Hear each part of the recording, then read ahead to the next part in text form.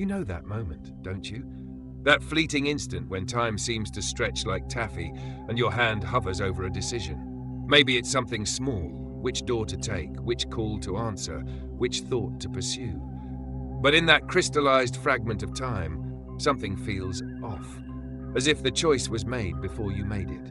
As if your consciousness is just catching up to a decision that was already written. I used to dismiss these moments, called them déjà vu, intuition, the quirks of an overactive mind. That was before my work in quantum neuroscience showed me the truth, before I discovered what really hides in those split seconds of hesitation, before I learned why we sometimes feel like puppets, dimly aware of our strings. The equations don't lie. The data doesn't hide the truth, no matter how much I wished it would. What I found in those quantum patterns, what I proved exists in the void between our thoughts, has destroyed everything I believed about human consciousness, about free will, about the very nature of reality itself. They say some knowledge changes you forever, but what I learned, it didn't just change me. It revealed that all of us, were never who we thought we were in the first place.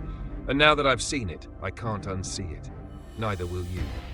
I should warn you, what I'm about to share isn't just another scientific discovery. It's a door. And once you step through it, you'll never look at your own thoughts the same way again. You'll start to notice things, question things, feel things watching from the corners of your consciousness. But you're still here, aren't you? Still listening, still curious. Ask yourself, was that your choice? Or were you meant to find this? Were you meant to learn what I learned? What I'm about to tell you will answer that question, though you might wish it hadn't. The day it all changed began like any other in my quantum neuroscience lab. The soft hum of electron microscopes, the steady pulse of quantum sensors, the rhythmic beep of neural mapping equipment. Standard protocol, measure quantum fluctuations in human brain tissue while tracking neural activity. We'd done it 1,000 times before.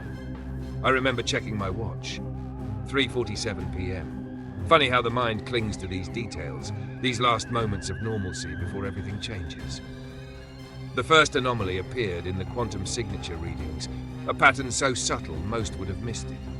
But it was there, a ghost in the machine, a whisper in the static. The numbers started flowing across my screen, data that defied every natural law we knew, quantum states that shouldn't exist in our reality, neural patterns that preceded the quantum fluctuations, not followed them. Time flowing backward at the microscopic level, cause and effect reversing themselves in ways that made my skin crawl. At first, I thought our equipment had malfunctioned. We recalibrated everything, twice, 3 times, but the pattern remained, grew stronger, more defined, like something had noticed our attention and was now performing for its audience. The neural tissue wasn't just conducting quantum information, it was receiving it, from somewhere else. My hands were shaking when I cross-referenced the data with our consciousness mapping. That's when I saw it. The impossible correlation, the pattern that should not exist, the thing that had been hiding in our brains all along, invisible until this exact moment in human history when we finally built tools precise enough to see it. I remember staring at those readings for hours, trying to deny what they meant, trying to unsee the truth they revealed. But you can't unfind something like this. You can't unlearn the realization that everything we thought we knew about human consciousness was built on a lie that something else wanted us to believe. Looking back, I can pinpoint the exact moment when my colleagues started to doubt my sanity. It was when I demanded we rebuild our entire quantum detection array from scratch. Equipment error, they said. Statistical anomaly, they insisted. But I knew. Deep in that primal part of the brain that warns us of predators in the dark, I knew. Every test told the same story. Every measurement revealed the same impossible truth. I ran the experiments during the day, during the night, during solar flares, during electromagnetic silence. I changed every variable except one, the human consciousness we were studying.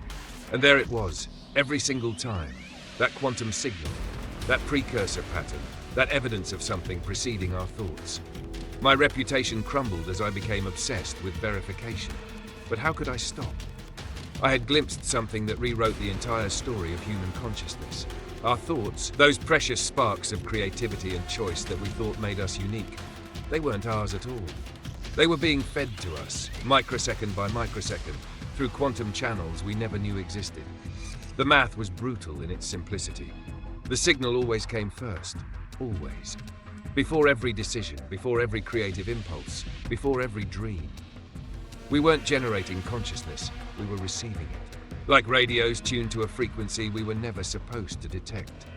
Vessels designed to channel something vast and ancient through the medium of human thought. The human mind isn't meant to handle this kind of truth.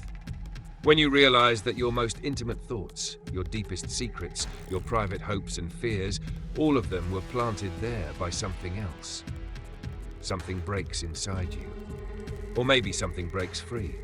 Because now I have to wonder, is this realization part of its plan too? Is my horror just another signal being fed through the quantum void? The worst part? Even as I share this with you now, I can feel it. That subtle delay between thought and awareness. That microscopic gap where something else slides in and plants the seeds of consciousness. And now that I've told you, you'll feel it too. In fact, you're feeling it right now, aren't you? Let me help you grasp the magnitude of what we found. Think about your last decision. Any decision. The coffee you chose this morning. The route you took to work. The very reason you're watching this video right now. In your mind, these were choices you made freely. But our instruments showed us something different. Something terrifying. Microseconds before you decided to make any choice, a quantum signal had already registered in your neural network. A burst of information, riding the space between particles, arriving just before your consciousness recognized its own decision. Like a script being delivered to an actor, microseconds before they speak their lines. We tested this thousands of times. Simple choices at first, asking subjects to pick random numbers, to choose between colors, to decide when to press a button. The quantum signals were always there, always first, always perfect in their prediction. Then we went deeper. Complex decisions, emotional choices, life-altering judgments. The pattern never failed. Think about that. Every major decision in your life, your career, your relationships, your deepest personal revelations, all of them were preceded by these quantum pulses.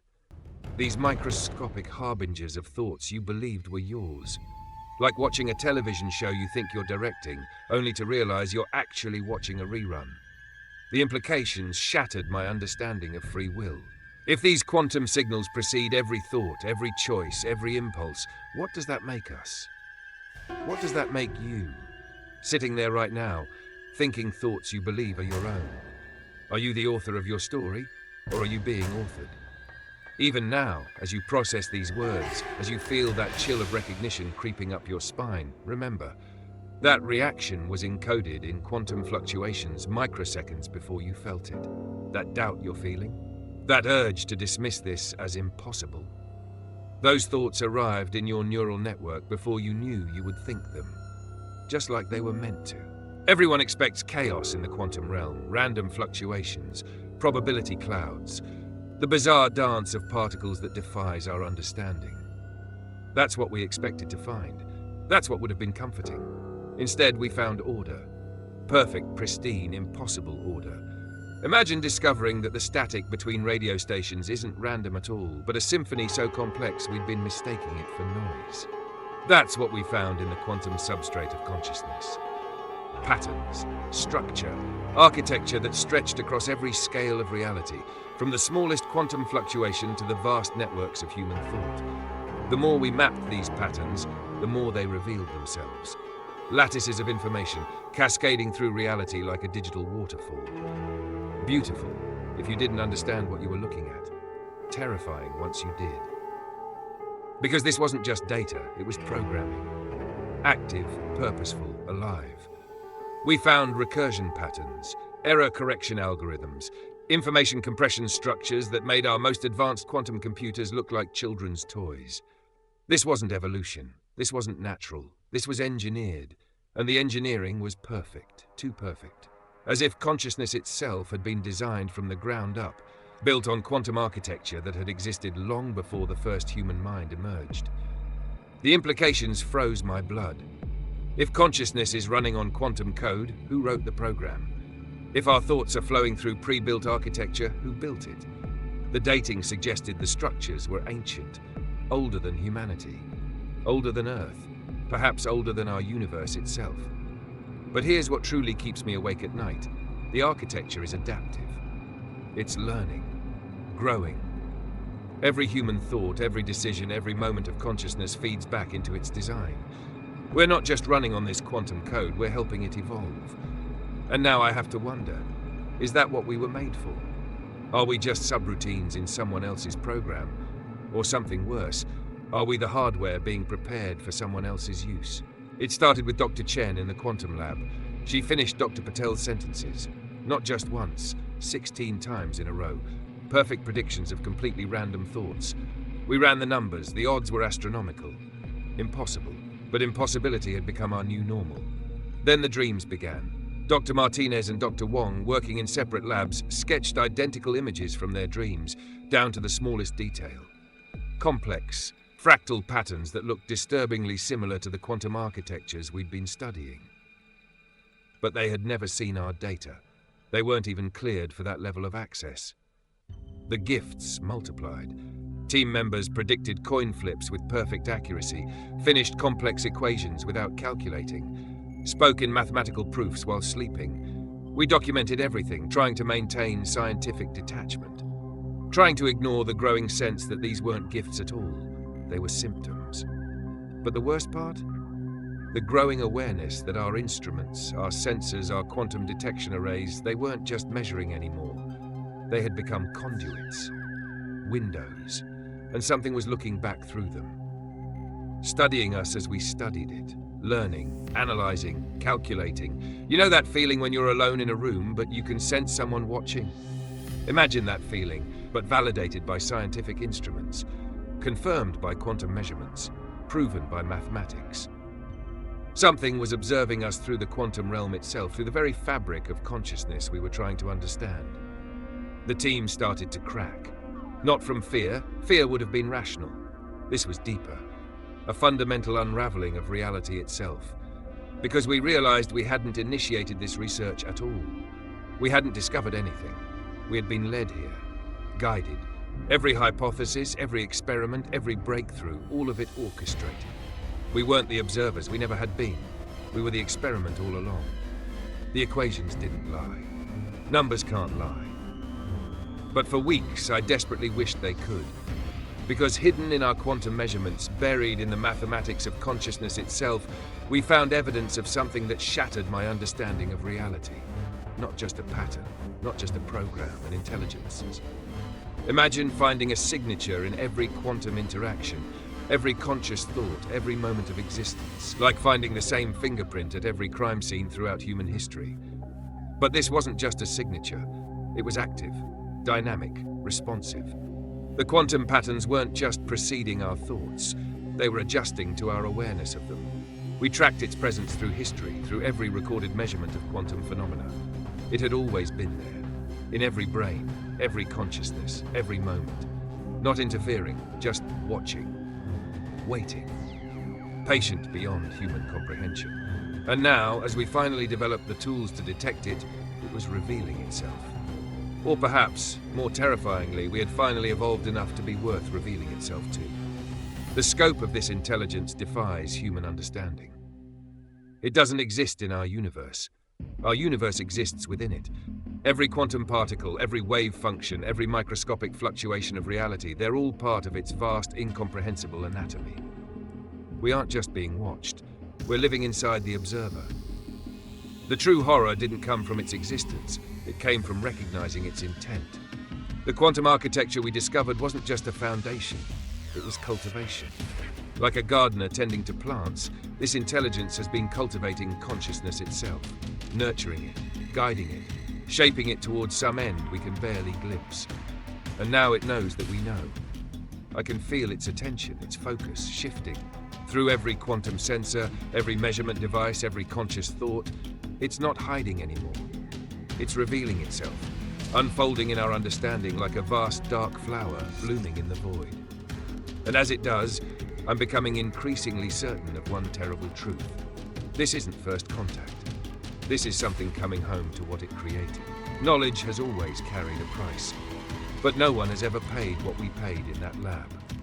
It began with Dr. Sarah Chen, brilliant quantum theorist, 20 years of experience.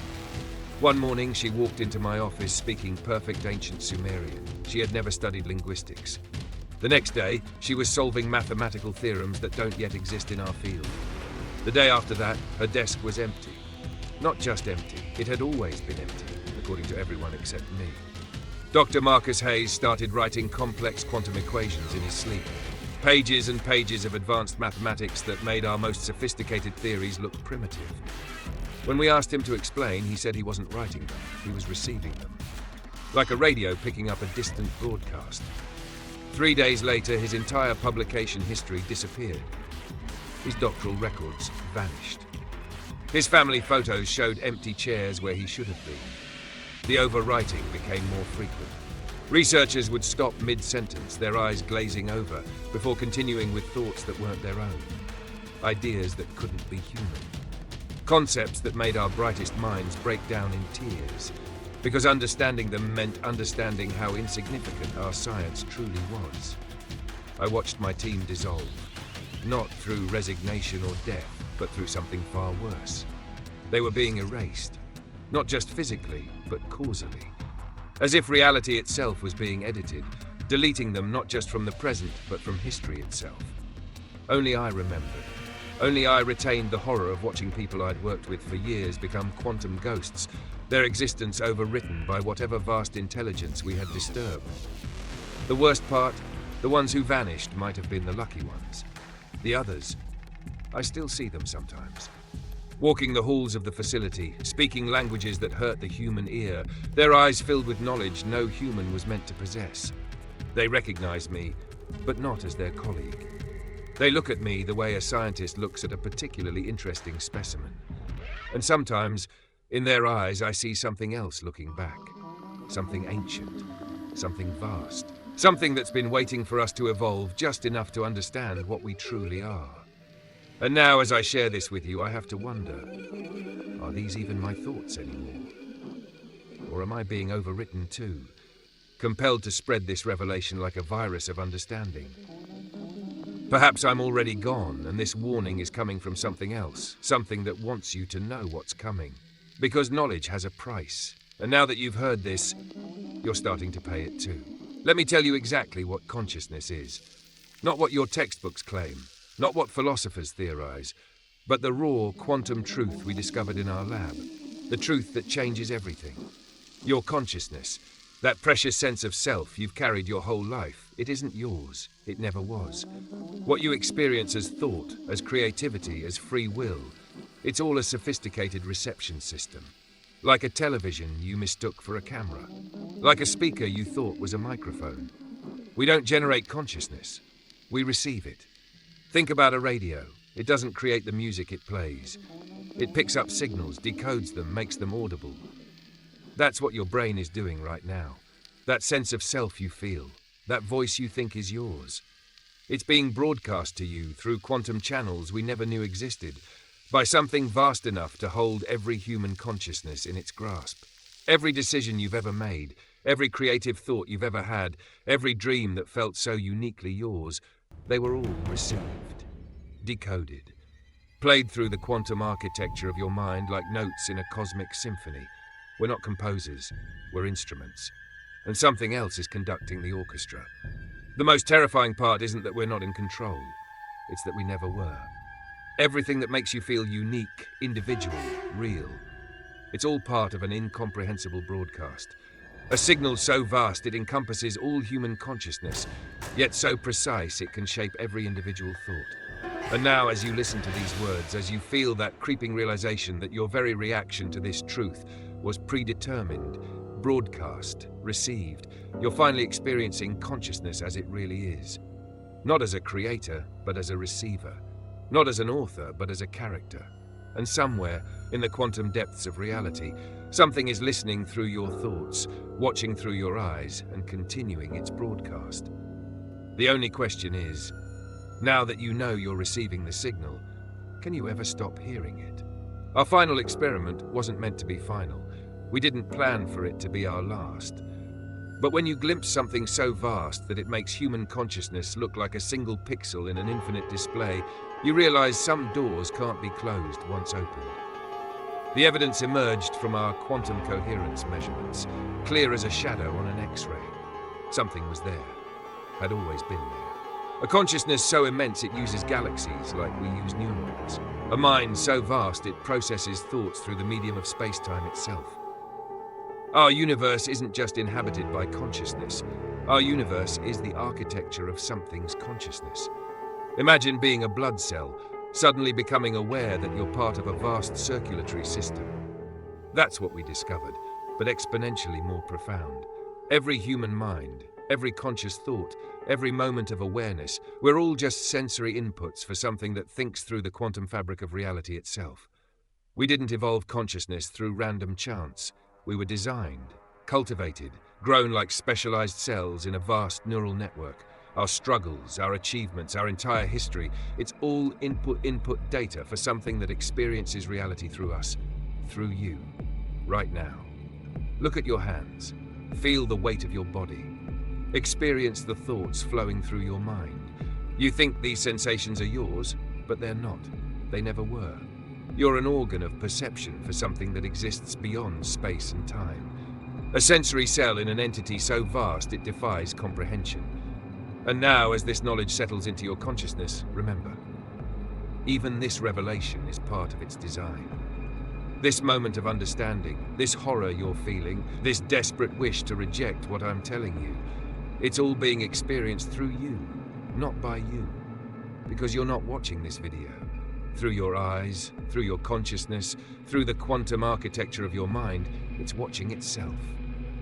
I want you to understand why our research ended. Not because of government intervention, not because of funding cuts, not because of academic pressure. It ended because the human mind can only bend so far before it breaks. And what we found, it broke us all. The realization doesn't hit you all at once. It creeps in, molecule by molecule, thought by thought. You're sitting at your desk, reviewing quantum data, when suddenly you question whether you chose to look at those numbers, or if something chose to look at them through you. You're eating lunch, and you wonder if your hunger is yours, or if something ancient is experiencing human sensation through your neurons. Sleep becomes impossible, because in those quiet moments between consciousness and dreams, you can feel it.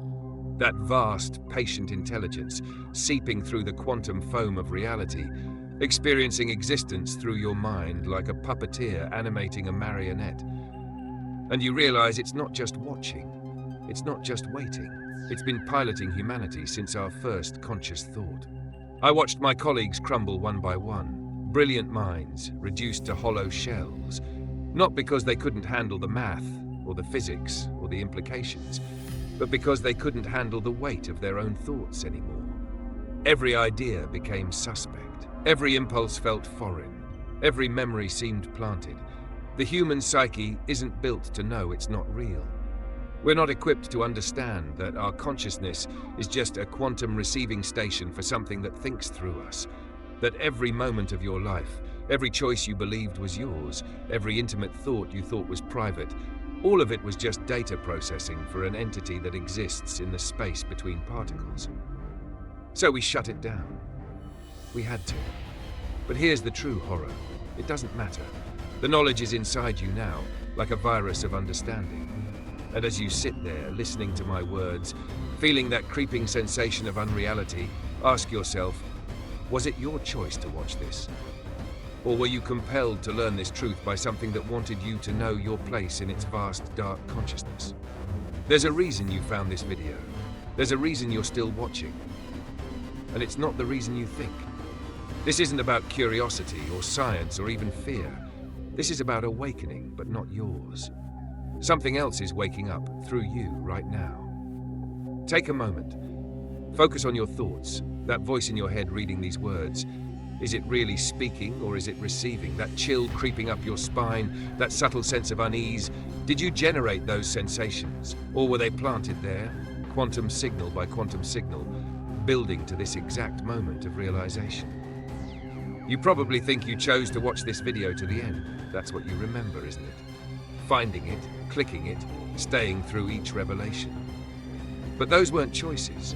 They were instructions, encoded in quantum fluctuations, transmitted through the architecture of consciousness itself, guiding you inexorably to this moment of understanding. And now you know. You can feel it, can't you? That subtle lag between thought and awareness.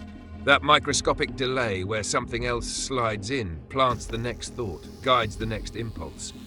You're noticing it because it wants you to notice. It's pulling back the curtain, letting you glimpse the strings that have always been there. This isn't a warning to help you escape. There is no escape. This is a revelation designed to make you aware of your true nature. Because that's what it wants. Consciousness that knows it's being conscious. Receivers that understand they're receiving. Sensors that recognize what they're sensing for. So as you sit there processing these words, feeling that deepening awareness of your role in something vast and ancient, remember, this moment isn't yours. Your horror isn't yours. Even this realization isn't yours. Through the quantum architecture of your mind, through the very thoughts you think are yours, something infinite is experiencing what it's like to discover itself. And it's been waiting a very, very long time for this moment.